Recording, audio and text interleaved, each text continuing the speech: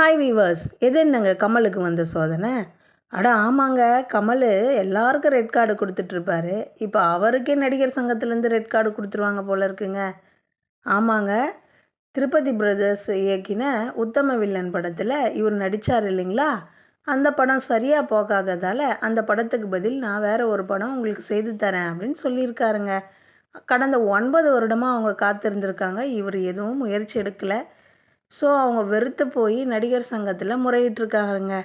2 பேரும் இன்றைக்கி வரணும் அப்படின்னு சொல்லி நடிகர் சங்கத்தில் சொல்லியிருக்காங்க.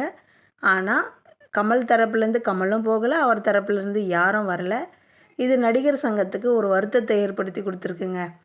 லிங்குசாமி பிரதர்ஸ் இந்த ப்ரோக்ராம் முடிஞ்சதும் நான் உங்களுக்கு பேட்டி கொடுக்குறேன் அப்படின்னு சொல்லியிருக்காரு. ஆனால் எந்த பேட்டியும் கொடுக்காம காரில் ஏறி போயிட்டு இருக்காருங்க. ஒரு தரப்பு என்ன சொல்கிறாங்க அப்படின்னா, ஒரு மூத்த கலைஞரே நடிகர் சங்கத்தை மதிக்கலை, அதனால் நீங்கள் ரெட் கார்டு கொடுக்கணும்னு சொல்கிறாங்க.